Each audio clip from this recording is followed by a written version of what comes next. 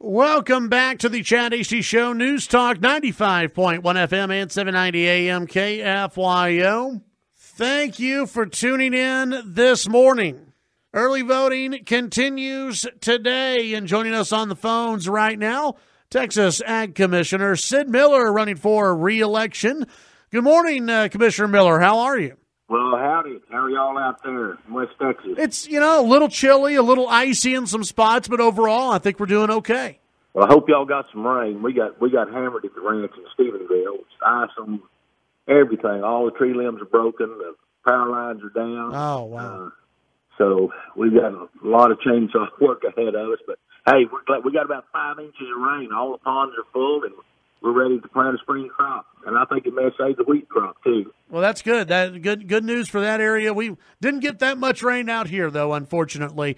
Let's talk about your reelection bid. Of course, you have an opponent in here who's come at you pretty hard, and who has said that you're not a true conservative. You can't be trusted, and I think he's thrown just about everything else at you, Commissioner Miller. So, talk about why folks need to reelect you and not listen to your opponent. Well, the reason my opponent attacks me so hard is he didn't have anything to run on. He has no agriculture experience whatsoever. I mean, who do you want doing the NAFTA negotiations? Somebody that has zero agriculture experience, or someone like me that I've got those relationships built with all the elected officials in Mexico and in Canada, and I spent a week representing Texas at Denver at the Tri-National Card, and I have that personal relationship with the Trump administration. Was actually considered to be part of the cabinet, helped form his agriculture advisory team, which we still meet and converse on important issues like the Farm Bill and NAFTA and SNAP program and everything else that's going on between the USDA and Texas. And we've done a good job here at the Texas Department of Agriculture. We completely reorganized the whole agency. Our inspectors are driving 1.5 million miles less than they were, and all the time getting 40 to 60% more inspections done. We've gotten the gas pumps down from over 8 years when I took over to get them inspected. We got that down to 24 months, and soon have it down to 12. And we've added a program to detect credit card skimmers. And I have eliminated 16 positions in doing so. So we've done a lot of good things like that. We have launched Operation Maverick and rounded up over 7,000 scales that run registered across the state, and businesses that were operating illegally and possibly shortchanging consumers. We've been an advocate for all the farm issues, farm pesticides. Our pesticides, our audits are up. We've done a really good job overseeing the pesticide industry, and we're one of the few states that is not restricting dicamba, which is a vital product for our cotton farmers. It's a must-have new product. It certainly makes it more profitable to farm cotton. Many other states have completely outlawed it, but working closely like we do with our farmers and our chemical suppliers, we're able to stay on label and not take that valuable product away from our farmers. So we got a lot going on. We opened international markets to Texas products where we weren't doing that before.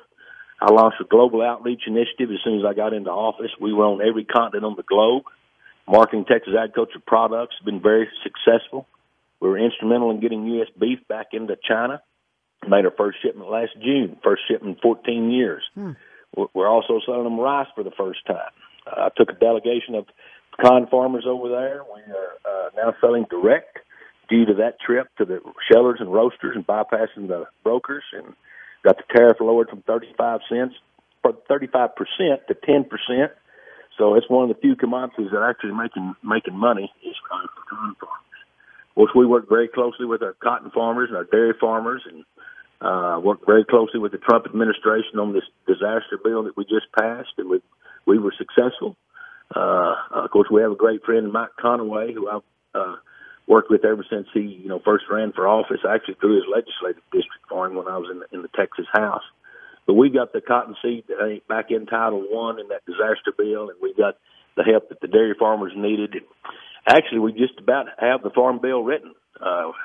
It's almost ready to go. This might be the first farm bill that's actually been filed on time in quite some number of years. So just to say that, I've got a lot going on. I've got my pulse on agriculture and the needs of it and our farmers, and work very, very closely with them. Most all the agriculture groups have endorsed my reelection. Over 100 conservative leaders, conservative organizations across the state are backing my campaign, and 70% of the state Republican executive committee. We've got most all of the former state chairman, state vice chairman, former chairman of the Republican County Chairman's Association.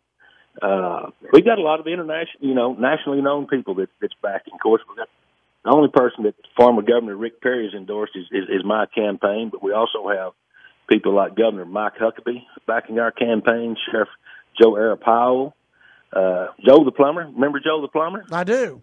He's a conservative activist now. We've got, of course, good Texans like Red Stegall and Jonathan Sines and Michael Quinn Sullivan, Kelly Shackelford, Jim and Elizabeth Graham, Colleen Wright, a whole host of people like that. Sure. So we feel pretty good about it. We're the only one in the race that has that kind of agriculture experience mixed in with the executive experience. I manage a $6 billion budget. That's a larger budget than 31 governors have. Neither one of my opponents have ever managed any kind of budget. Never had any employees. Never really signed any paychecks. I've signed the front of more checks than I've signed the back of them. My career, several small businesses. So we feel pretty good about it. The polling shows that we're over 50%. Of course, it's a three-man race, so we've got the help of a lot of good conservative leaders and voters that are getting out in this bad weather. I think we're going to be fine. I want to ask you about, and we're visiting with Sid Miller, Texas Ag Commissioner running for re-election. I want to ask you about a quote from the Dallas Morning News where they were reporting both on you and your opponents, and they said your opponent Trey Blocker said about you that you have not governed as a conservative. I want to get your response to this. Quote, he's raised fees on farmers, ranchers, grocers, and every other small business regulated by this agency, and to Republicans, a fee is a tax and a tax is a fee. And then he went on so far to say that he feared the legislature would eliminate the Department of Agriculture if you were to be reelected. Well, that's just preposterous. And keep in mind that the Dallas Morning News is the most liberal paper in the state. It actually endorsed Hillary Clinton in Barack Obama in the last two elections, right?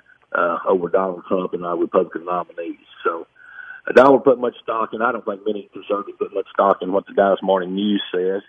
And but his quote specifically, what is your response? Everything you just quoted there is specifically wrong. I've cut the size of government. I've cut out subsidies to businesses. Before I became commissioner in the past, taxpayers were paying half the cost for Buc-ee's and Kroger's and H-E-B and pesticide license, and those people that we provide those services to were paying the other half. I cut out those subsidies. That is a thing. We now pay our own way. The department does. We don't get subsidies from the General Revenue Fund. We use taxpayer dollars. Those businesses that we provide service to, they pay for the full cost of it now. No longer is the taxpayer subsidized. So I don't know how to get that. We did it. We had to raise fees to do that, but we shifted that burden to those companies and individuals that we provide those services to. They're paying for their own programs now, and that's the conservative way to run government. Less government, the better. Commissioner Miller, I've got 2 minutes, about 2 minutes left. What is your vision for the department? For the Ag Commission moving forward. What do you think agriculture looks like over the next few years here in the state of Texas? Well, it's critical that we have a leader that understands agriculture, running the Texas Department of Agriculture. We lead the nation in agriculture exports, many categories. So we've attacked that.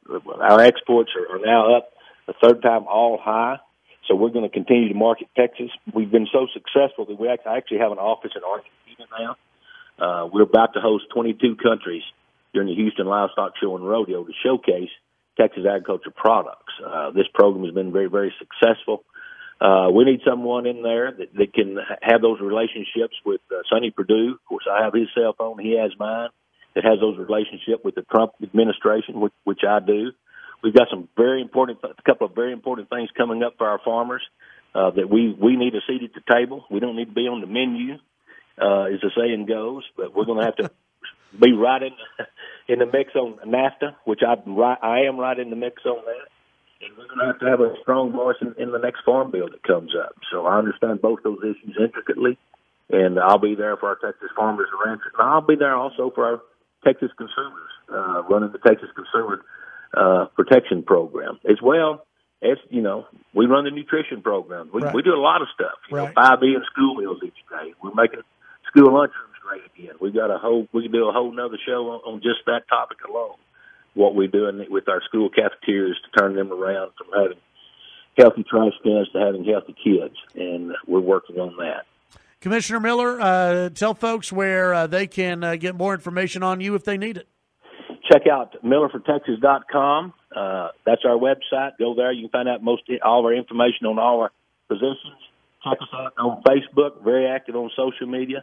Facebook/Miller for Texas. And check us out. All right, Texas Ag Commissioner Sid Miller, appreciate your time, and we'll see you here in studio the next time you swing through Lubbock, okay?